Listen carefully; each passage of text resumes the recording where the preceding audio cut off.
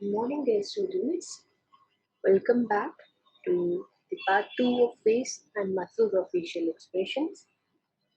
We had been together for one lecture before, and I hope you liked the part 1 that I discussed. Okay, so now just let us begin. Before we begin the main topic of our discussion today, let us get a brief revision done. Okay, so what all we discussed in the previous slides, or previous lecture, was that the muscles of face, they are basically divided into three categories: the muscles around the orbit, the muscles around the nose, and the muscles around the oral fissure. Now, the muscles around the orbit Now, the muscles around the orbit, they are further classified into two main categories: the constrictor muscles and the dilator muscles. The constrictor muscles consist of mainly one group of muscle, that is the orbicularis oculi, in which oculi is equals to eye. Now, coming to the dilator muscles, they are mainly three in number. The mnemonic that I told you to remember was the CFL, which has C stands for corrugator supercilii, F stands for frontalis, and L stands for levator palpebral superioris. Okay. Now, this group of muscles was discussed in the previous slide or the previous presentation. Another group of muscles that were discussed in the previous presentation was the muscles around the nose. They are mainly three in number: the procerus, the depressor septi, and nasalis. Now, so these two parts were done in the previous presentation. Now we'll discuss the third group of muscles, that is the muscles that are present around the oral fissures. Okay. Now, the muscles around the oral fissure, why are they so important? They are like a very important group of muscles that are responsible for a facial expression. Why? Because they are the muscles which are responsible for the movement of the mouth and the lips. Now, such movements, they are what sort of movements are basically required? Movements such as singing, whistling, and any sort of emphasis in the vocal communication. Now, this is a very funny point. People will find it quite funny. I included this point because this is somewhat true, and this is what was taught to us by our teacher, by our professor in our first year, in our college time, in our first year days, that these muscles are more developed in females. Now, these muscles are basically classified into two groups: the dilator muscle and the constrictor muscle. Now, the dilator muscle, it is further, since the dilator group of muscles, it is further subdivided into three parts. The muscles, those are inserting into the angle of the mouth. The muscles, those are inserting into the upper lips. And the muscles inserting into the lower lips. Okay. Now, coming to the constrictor muscles, it is one group of muscle, orbicularis oris. Now, firstly, coming to the muscles inserting into the angle of the mouth. The muscles that are inserting into the angle of the mouth is a very good mnemonic to remember. This was a mnemonic that was given to us by our teacher in first year. It's the bulldozer. Okay, though it is called as bulldozer, but we'll spell it as BLDZR, bulldozer. B stands for buccinator, L stands for levator anguli oris, D stands for depressor anguli oris, Z stands for Zygomaticus Major, and R stands for Risorius. Okay, this is the mnemonic that you guys will remember. Bulldozer से हमारा ये muscles और हमारे ये जो present है which are inserting into the angle of the mouth. Next, coming to the muscles inserting into the upper lips. Now the muscles that are inserting into the upper lips are levator. Now, how to remember the muscles that are inserting into the upper lips and to the lower lips? When it comes to the muscles inserting into the upper lips, upper is always in a superior position. So all the muscles that are responsible for the elevation or for the elevation will be present in the upper lips, and the muscles which are responsible for the depression will be present in the lower lips. Now, levator labii superioris is present in the upper lips. Levator labii superioris, oculi nasal again in the upper lips, and Zygomaticus minor in the upper lips. These three muscles have got insertion into the upper lips. Muscle inserting into the lower lips is depressor labii inferioris. Now, then next coming is the another group of muscles, that is the constrictor muscle. It is one group of muscle, that is orbicularis oris. Now, in today's lecture, we'll mainly deal with the muscles inserting into the angle of the mouth, that is the bulldozer muscles, and in the next lecture, we'll dealing with the remaining group of muscles. Okay, this is a diagram which is showing the muscles of the facial expression. So yeah, let us begin. Firstly, coming to the dilator muscle, the first mnemonic of the dilator muscle is the vaccinator, or the bulldozer of the bulldozer muscles is the V, that is the vaccinator muscle. Now, this muscle, it is quite an important muscle. Okay, why is it important? Because it is responsible for many functions. Now, first, and yes, this muscle has got a huge area being involved. So we'll see how is it. Firstly, the muscle, buccinator muscle, it is basically a quadrilateral shaped muscle which lies between the maxilla and the mandible. Okay, just imagine this to be an quadrilateral shaped kind of a muscle which is present between the maxilla and the mandible. This is our mandible. This is a maxilla, and it is a quadrilateral shaped muscle that is present in the between the maxilla and the mandible. Now, the muscle, it has got three types of fibers: the upper fibers, the intermediate fibers, and the lower fibers. Since it has got three fibers, so it will have what origin from different parts. Okay, so firstly, the muscle, it originates from four parts. From the outer surface of the alveolar process of maxilla near the third last three molars, from the outer surface of the alveolar process of mandible near the last three molars. Okay, so to be more specific, from the outer surface of the alveolar process of the maxilla near the last three molars. So just imagine our last three molars are present somewhat here. Okay, in this region, our last three molars are mainly present. So it originates from the outer surface of the alveolar process of the maxilla near the last three molars. Again, from the outer surface of the alveolar process of mandible near the last three molars. Then pterygomandibular raphe. This is a fibrous band which extends from the hamulus to the posterior part of the malahide line. Okay, the hamulus is located somewhat here. It is not properly visible in the diagram, but you can appreciate the pterygomandibular raphe. Okay, this is another point of origin, and another fibrous band connecting the hamulus to the maxillary tuberosity.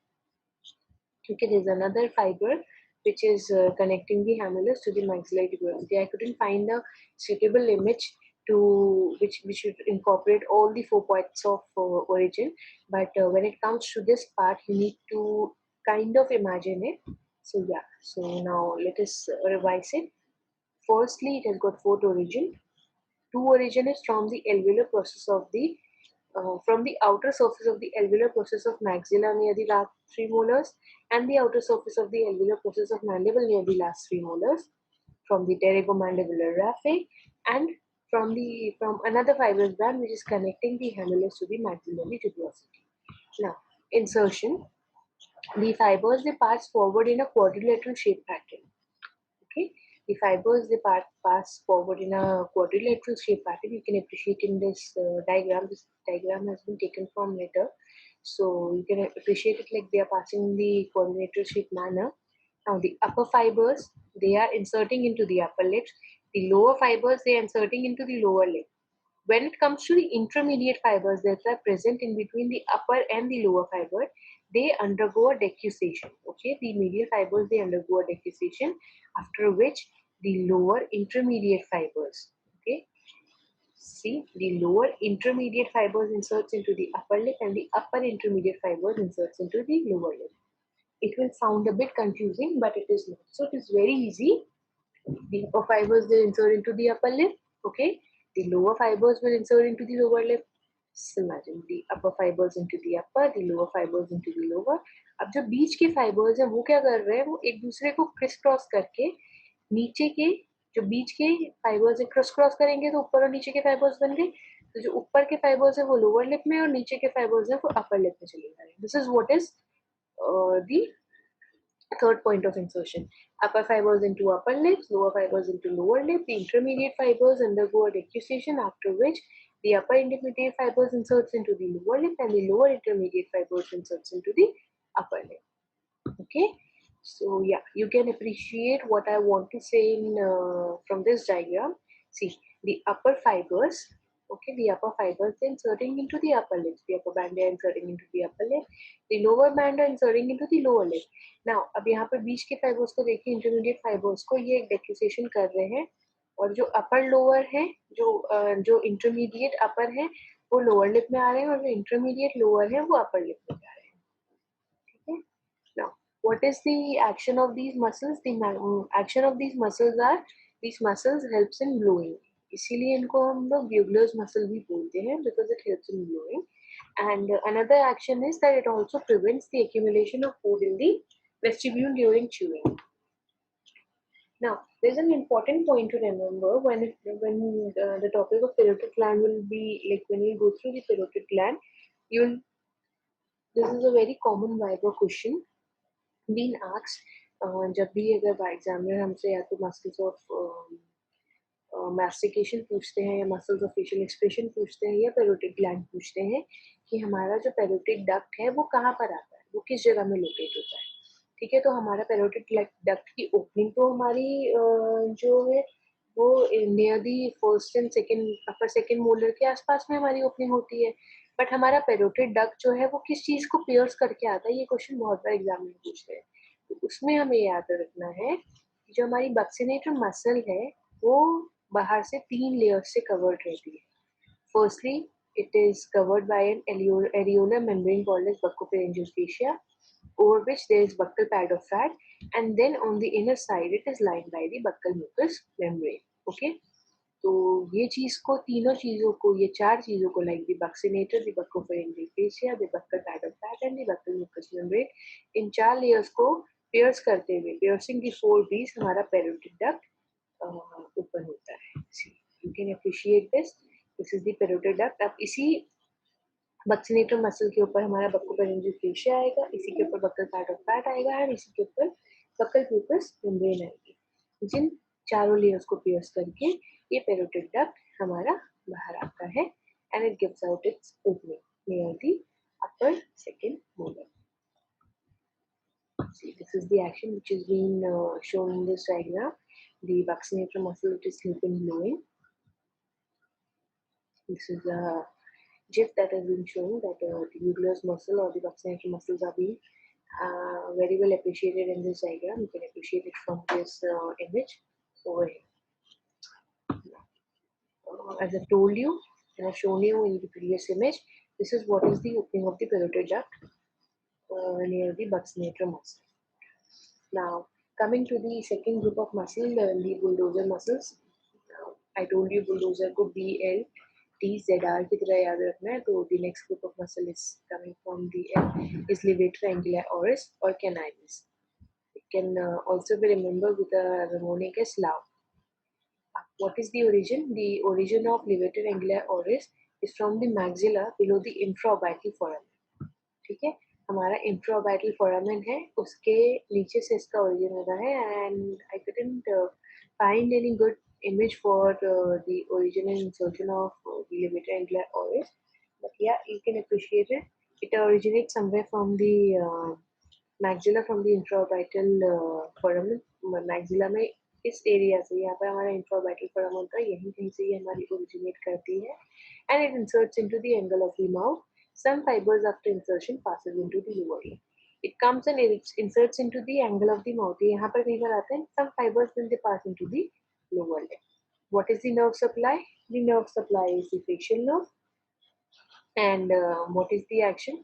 It, along with the levator, levi superioris and zygomaticus minor, accentuates or prominates the nasolabial fold. Okay, and hence the muscles are called as muscles of grief or sorrow. इस एक reason की वजह से हम इन muscles को, the muscles of levator anguli oris, levator labii superioris and zygomaticus minor, these muscles are called as muscles of grief or sorrow.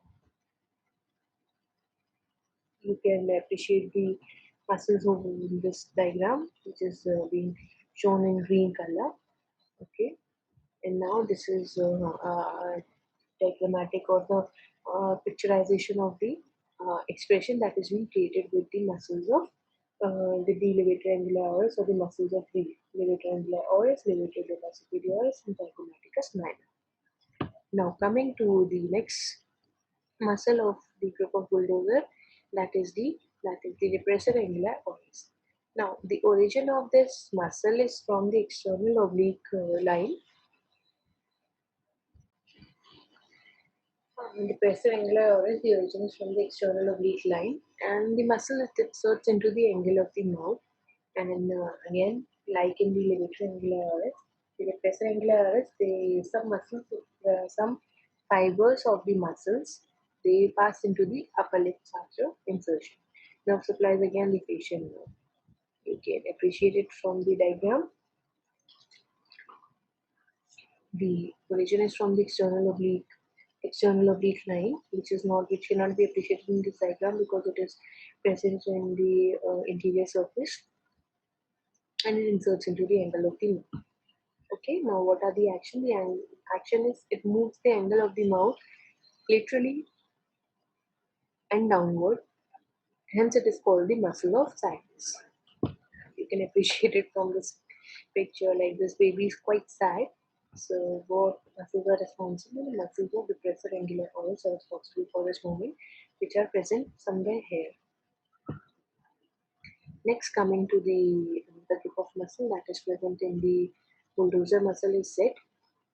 Z stands for Zygomaticus Major. Now, the muscles of Zygomaticus Major, the origin is from the lateral surface of the zygomatic bone, just lateral to the origin of Zygomaticus Minor. The insertion is into the angle of the mouth. The nerve supplies from the facial nerve, and it draws the angle of the mouth upward and laterally. You can appreciate it. This is the muscle that is Zygomaticus Minor, and this is Zygomaticus Major. As I told you that it originates from the lateral surface of the zygomatic bone. This is where is the zygomatic bone present. It originates from the lateral surface of the zygomatic bone and just lateral to the origin of Zygomaticus minor. Lateral surface of the zygomatic bone just lateral to the origin of Zygomaticus minor, and it inserts into the angle of the mouth. The function is it draws the angle of the mouth upward and laterally.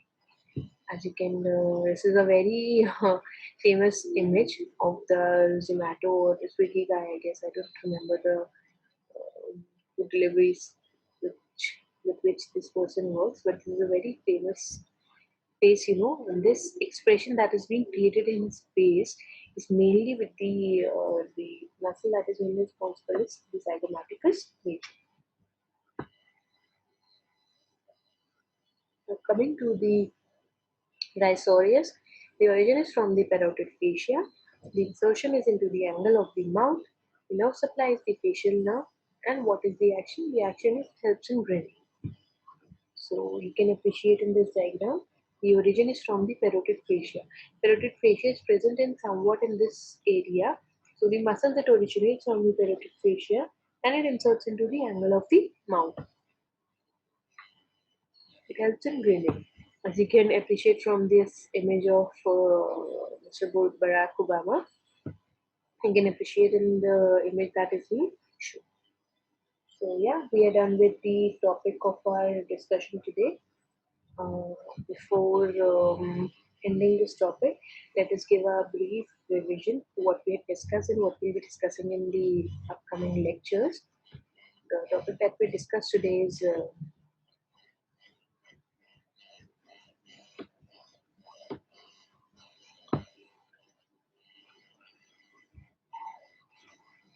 the muscles around the oral fissure. They are mainly two types: the dilator and the constrictor. The dilator muscle is further subdivided into three parts: the muscles inserting into the angle of the mouth, the muscles inserting into the upper lips, and the muscle inserting into the lower lips. In which, and when it comes to the constrictor muscle, it has one group of muscle, orbicular Oris. Now, among all the three groups of muscle coming under the dilator muscles, we have discussed the first group of muscles,